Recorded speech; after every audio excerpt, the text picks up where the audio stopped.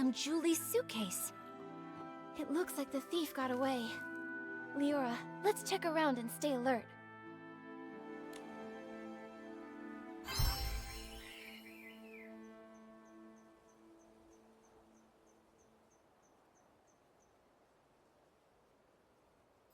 The scraps of cloth are gone.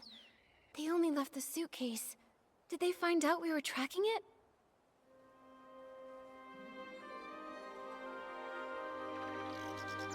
Looks like the suitcase was hidden somewhere secret. It's completely covered in dirt.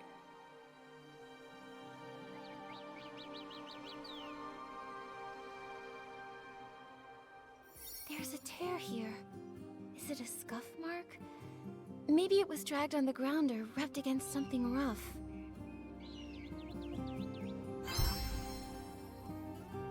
Whether they tried to hide the suitcase or run away with all the scraps, the thief was clearly in a hurry. The suitcase is covered in dirt and has a scuff mark. Madame Julie's gonna feel awful when she hears about all this. Nikki, how did the thief know we were tracking the suitcase? They just abandoned it and ran off with the scraps. Could it be that Patchy PC? She did mysteriously dash off the moment we spotted her. Maybe she came here afterward to get the fabric. That's possible. But maybe the thief heard the noise from our scuffle and decided to run away from the scene. Either way, the thief risked it all to take the scraps, which means their true target has to be Madame Julie's fabric. What exactly is Threadstar up to?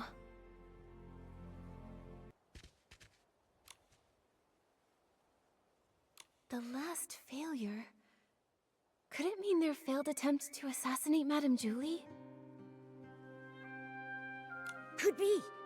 Looks like they aren't giving up. Golden Vision. Maybe that's why they snuck into the Ripple Estate soiree this time. To take Madame Julie's fabric. And what else?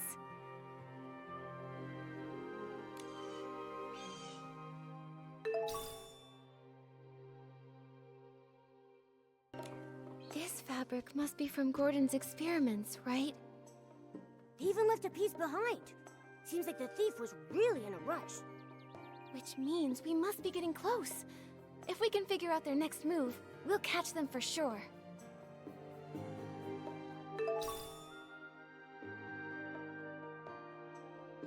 Here. I don't think weed stalks usually get processed here. Could it be for feeding the birds? Some of my bird friends love this kind of grain, especially spread out and dried. Believe it or not, it's actually pretty tasty to them. I see. But do other PCs leave the grain here for the birds? Probably not. If other PCs came by a lot to feed those birds, our culprit probably would have been discovered by now. I can't imagine they'd want to hide Madame Julie's suitcase in a risky place like this, especially with so many PCs around. So maybe it's the thief feeding the birds. Could be, but it sounds so strange. Poisoning the detergent, stealing the suitcase, maybe trying to harm Madame Julie, but they're gentle enough to feed the birds? What exactly are they thinking? I don't know. Whether human or PC, I suppose someone's thoughts can get pretty complicated. Anyway, these grains are evidence. Let's take just a little bit back with us.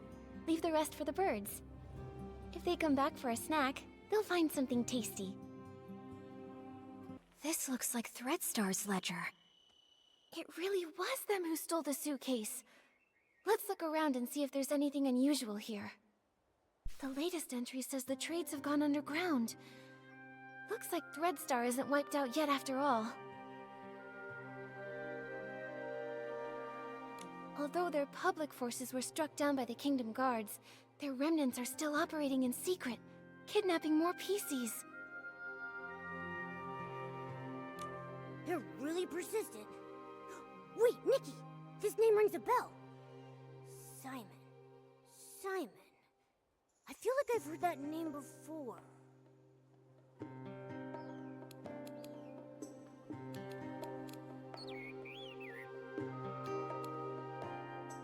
Didn't Mr. Leon mention that name? Not that I know of. All he ever talks about is art. Nothing really down to earth. Right. Oh, it was Tommy! The senior columnist he mentioned. His name is Mr. Simon. He said Mr. Simon was targeted by strange people, and then he disappeared. Whoa! Threadstar kidnapped him! Tommy would be so heartbroken!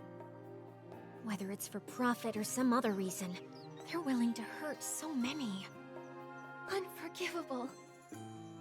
Whether kidnapping PCs to make performance costumes or harming those who know the truth to cover up their schemes, their cruelty and evil is absolutely, absolutely unforgivable. Let's keep looking through this.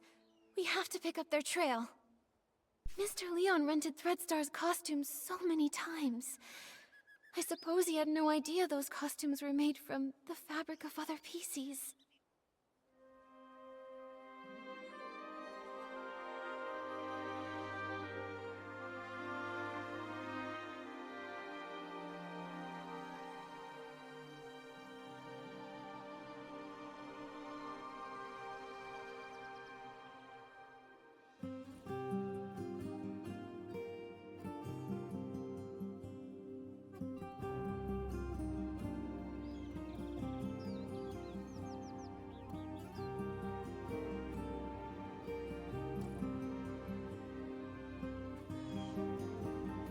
Judging by how obsessed he is with art, I bet he didn't even understand what was going on when Threadstar went under. True. If I remember correctly, Mr. Leon was always a loyal... But just like we saw earlier, these evil costumes not only consume the life of the PCs, but there are other renters too. By the silver gale, it really is. Leah! Leah... Could this... Are you okay, Leora? Does this bring anything? Miss Nikki, I don't know if you noticed, but there's a very obvious patch on me. This purple piece of fabric, right? Wait, Leora, could this piece of fabric be... Yes. Since I woke up in the safe, I could clearly feel it belonged to another PC. It's not part of me. It carries emotions and memories that aren't mine. It belongs to Leah. Only today did I learn her name. But from the moment I woke up, I kept having these dreams.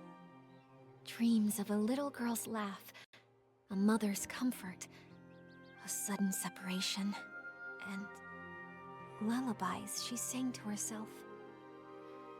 Small flower breathes in rose, the dreaming child with secrets glows. Wind blows soft on the ridge, sending our sorrows off the bridge. Those are Leah's memories. Yes, the memories come in bits. I can't see them clearly. I often mix them up with my own past. I dream of going home, but sometimes the little flowers turn into wheat stalks, and the river of Prosperville flows under the bridge.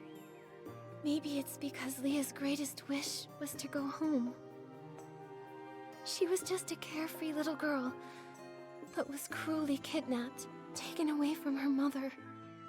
In the darkness and turmoil, she could only hum the lullaby her mother once sang, quietly comforting herself, hoping her mother would find her at any moment, sweep her up, and bring her home.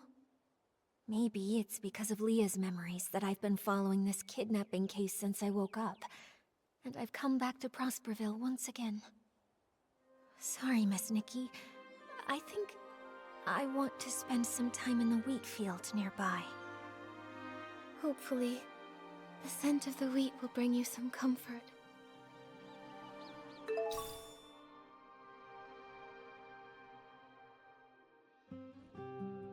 There probably aren't any more clues here, but we still don't know where the thief ran off to.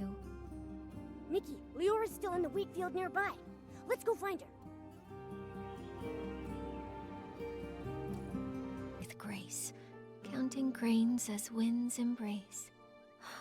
Oh wind, please look and see the shining stage, tall towers free. Leora, are you feeling better? Thank you for asking, Nikki. I'm okay. I just remembered some things from the past. Some things from Prosperville? I heard you humming "The heavy wheat bows low." Yes. Back then, I was a cheerful village girl.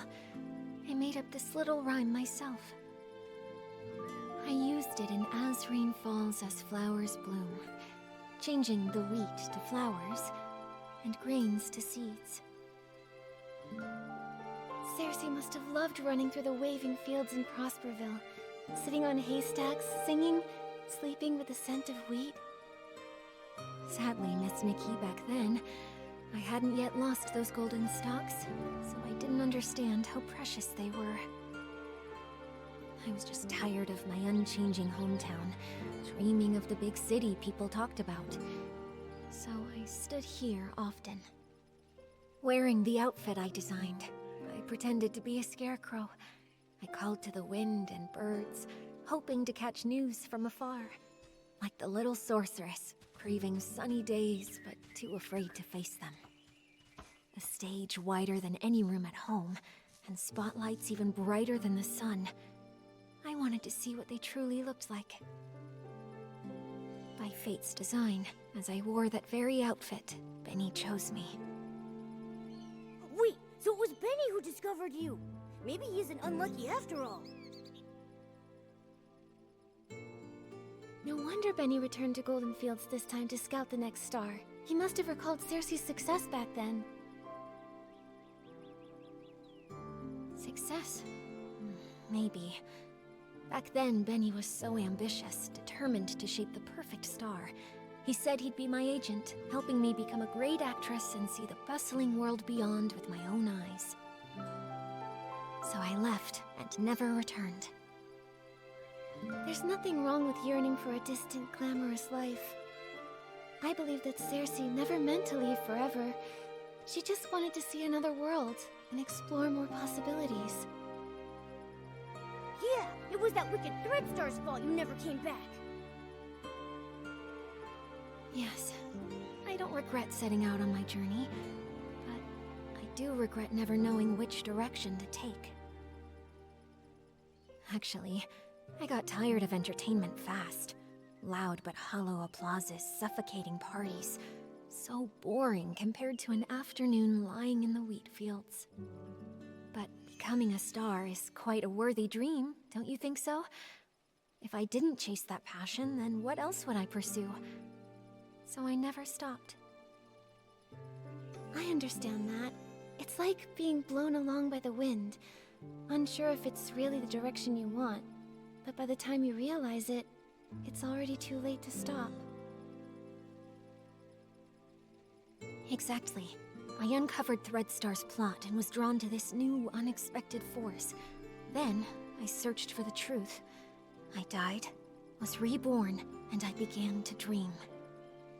Dreams of wheat fields, dreams of spotlights, and Leah's dreams. I searched for my own dream through countless others. Leah wanted to go home, but what about me? Small birds chirp away. With stalks of wheat they sway. Oh, birds, help me find. Find the sunrise where I began. Find the last of the crossroads.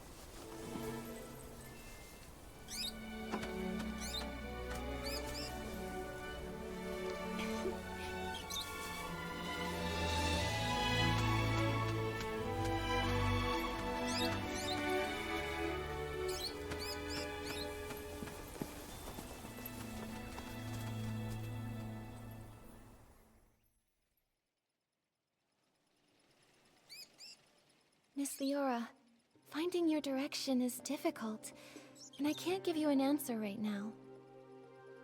I believe that the only way to lay down your burdens and hopefully find your direction is to end all of the tragedy that Threadstar creates. Just like a wild bird, you're only able to fly when you feel the light. Yes, just like... a bird! Miss Leora, since that Threadstar thief once fed the birds might know where they ran off to. Maybe the birds do know the way. Miss Nikki, no matter where I end up, I never want Leah's tragedy to happen to anyone ever again. This outfit has the ability to call the birds. Let's give it a try. After all, we must find that thief.